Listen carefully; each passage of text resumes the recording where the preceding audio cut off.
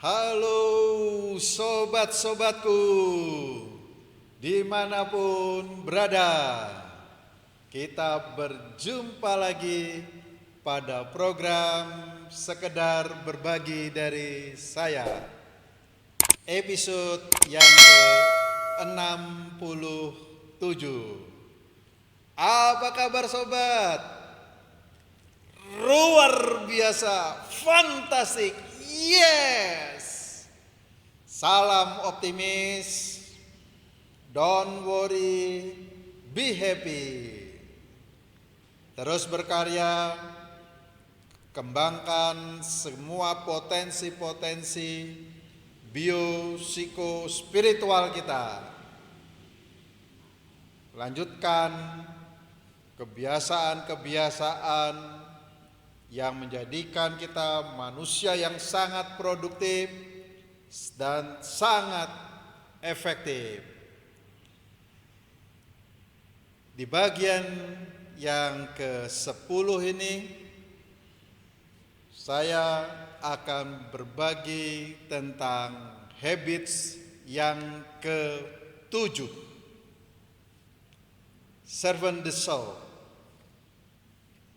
mengasah gergaji. Habit pertama, menjadi orang yang proaktif, menjemput bola, mengantisipasi dengan segala tindakan-tindakan pendahuluan sebelum segala sesuatu terjadi. Habit yang kedua, mulai dari akhir dalam pikiran kita, atau biasakan hidup dengan visi yang jelas. Dengan visi yang jelas, misi kita akan jelas dan terukur untuk mencapai akhir dari tujuan yang kita inginkan. Untuk mencapai visi yang jelas, untuk mencapai visi yang tepat, untuk menyusun misi yang tepat, maka bangun habits first thing first. Dahulukanlah yang memang harus didahulukan, utamakan yang harus diutamakan, dan prioritaskan memang harus prioritaskan. Dengan demikian kita akan masuk ke dalam kemenangan personal, private victory. Kita menjadi pemimpin atas diri kita sendiri. Untuk masuk menjadi merdeka, mandiri, kita harus juga memenangkan kemenangan publik. Biasakan mendengarkan, memahami apa yang menjadi perspektif, latar belakang orang lain, baru kita dimengerti. Dengan demikian tidak ada mispersepsi, tidak ada prejudice yang kita pegang terus-menerus, tetapi kita biasa memahami orang terlebih dahulu, baru dipahami. Untuk berikutnya, kita terlatih untuk membangun kinerja kita, bagaimana kita mampu bersinergi. Nah, inilah yang terus-menerus akhirnya harus kita ulang, sehingga kemenangan publik itu menjadi bagian yang kita unggulkan. Jadi Stephen Covey mengajarkan kita bagaimana dengan 7 kebiasaan ini terus-menerus kita gali. Gergaji pertama tajam, jika tidak diasah lama-lama untuk memotong ranting yang kecil pun ia tidak mampu. Maka harus terus-menerus kita gergaji itu diasah supaya tambah tajam. Kebiasaan-kebiasaan kita tidak mungkin akan produktif, tidak mungkin akan membangun diri kita jika tidak terus diasah. So, bagaimana mengasahnya? Nah, ini siklus pengembangan diri yang never ending. Kapan harus berhenti mengasah gergajinya? Never ending. Tidak pernah ada kata berhenti. Semakin diasah terus menerus, semakin tajam, semakin efektif. Maka mulailah kembangkan attitude, sikap. Kita terus akan mempertahankan, mengembangkan, dan membangun habit-habit yang menjadikan kita manusia yang sangat produktif dan efektif. Pertama, mungkin untuk proaktif kita agak bingung, maka kita berlatih kembali bagaimana teknik menjadi orang yang proaktif. Kemudian kita melatih diri menjadi proaktif, akhirnya kita melahirkan new habits. Insting kita bekerja, semangat kita menjadi bahan bakar untuk sebuah katalisasi gerakan kita dan seterusnya. Mungkin kita bingung bagaimana membangun kebiasaan bersinergi. Kita mencoba menggali dari ilmu pengetahuan, kita mencoba melatih. Nah, dengan melatihkan diri kita, dengan belajar terus-menerus, akhirnya ada new habit. Kembangkan lagi, bangun sikap lagi. Dan ini never ending. Mengasah gergaji ini terus menerus. Karena proaktif dari awal sampai pertengahan dan akhirnya kita terus akan berkembang konsep-konsep tentang be proactive. Membangun visi terus berkembang. Bersinergi terus berkembang. Dan ini yang harus kita lakukan.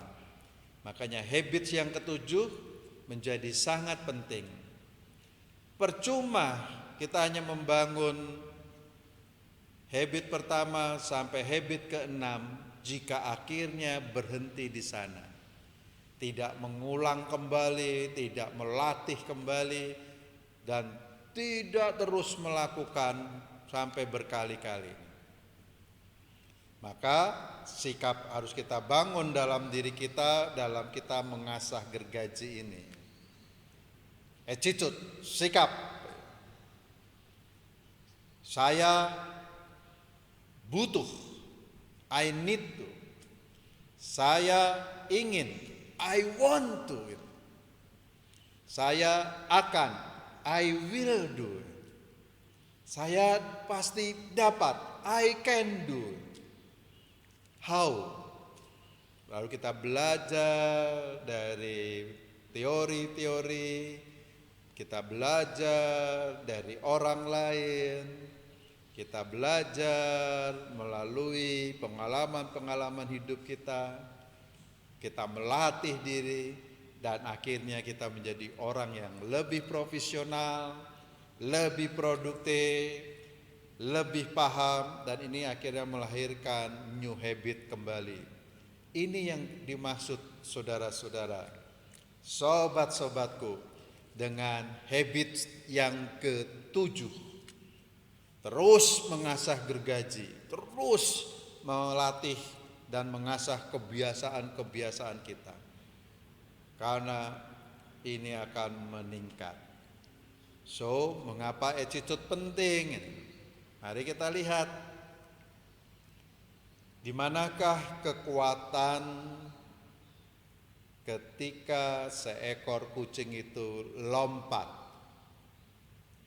Apakah ada di tulang punggungnya, otot-ototnya yang begitu kuat sehingga mampu melompat yang jauh atau tinggi, atau kekuatan otot-otot kaki depannya, atau kekuatan kaki belakangnya. Menurut Anda, di mana kekuatan kucing melompat? Otot? No. Kekuatan kucing melompat itu ada di attitude-nya, sikapnya. Kalau dia tidak butuh melompat, ia akan tertidur. Kalau dia tidak mau melompat, dia akan lemah, dia akan duduk saja, dia akan selonjoran. Maka kekuatan kucing melompat adalah niatnya. Ketika niatnya lompat, maka seluruh potensi-potensi di dalam dirinya akan menggerakkan kekuatan-kekuatan ototnya untuk melompat. Begitu juga kita manusia. Semua sama memiliki potensi-potensi bio-psiko-spiritual, raga, jiwa, dan roh. Saya dan Mike Tyson ketika lahir sama bayi. Tapi ketika saya tidak punya attitude untuk melatih otot saya, untuk menguatkan otot-otot saya, meningkatkan leher saya menjadi leher beton, maka saya seperti ini. Tapi Mike Tyson ingin menjadi petarung yang hebat, petinju yang kuat, petinju yang akan menghasilkan banyak medali dan sabuk kejuaraan, maka ia akan melatih diri, dia akan belajar bagaimana teori menjadi petinju yang baik, mengelola kekuatan napasnya, mengelola kekuatan ototnya, dan akhirnya lahirlah new habit yang terus-menerus dia kembangkan sehingga ia menjadi juara kelas berat. Nah, di situ bedanya. Jadi ketika kita tidak mau membiasakan membangun habits yang konstruktif, yang produktif dan efektif, maka seluruh potensi-potensi raga, jiwa, dan roh kita juga dalam kondisi lemah. Tapi ketika kita membangun 7 habits, terus-menerus meningkatkan, maka kita akan memiliki kemampuan untuk meningkatkan potensi-potensi bio-psiko-spiritual kita, raga kita, jiwa kita, dan roh kita. Nah, itulah sebabnya ini prinsip dasar. Jika kita ingin menghasilkan hasil yang baik, hasil yang cepat, hasil yang besar, maka kita harus meningkatkan kemampuan untuk menghasilkan hasil itu. Seluruh resources kita harus kita tingkatkan. Bagaimana mungkin kita ingin menjadi orang yang kuat, menjadi orang yang sukses, menjadi orang yang produktif, menjadi orang yang efektif, menjadi orang yang berhasil, ketika kita tidak mau dan tidak ingin meningkatkan seluruh potensi-potensi dalam diri kita. Sehingga ini berbanding lurus. Jika kemampuan menghasilkan atau resources tidak dikembangkan, maka jangan diharap ada hasil yang optimal. Optimum artinya yang tertinggi. Tetapi ketika kita meningkatkan seluruh potensi-potensi dalam diri kita, resources dalam diri kita, kita meningkatkan kemampuan menghasilkan dalam diri kita, maka hasil itu akan kita cepat capai. Maka hasil yang kita mimpikan pasti akan kita raih.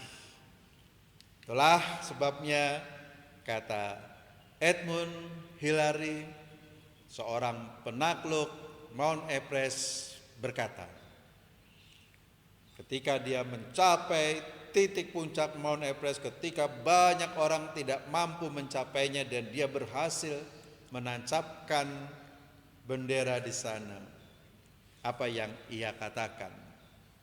Sebenarnya bukan puncak gunung yang kita taklukkan, tetapi diri kita sendiri. Kadang kita sudah kalah sebelum berperang. Kita sudah kalah sebelum berjuang. Kita sudah kalah sebelum bekerja. Kita sudah kalah sebelum belajar. Kita sudah kalah sebelum mencapai cita-cita kita. So, sobat-sobat, ayo kita teruskan The 7 Habits ini dan akan berlanjut ke kebiasaan yang ke-8, menjadi insan yang agung. Oke, see you, sampai jumpa, salam damai. Yes!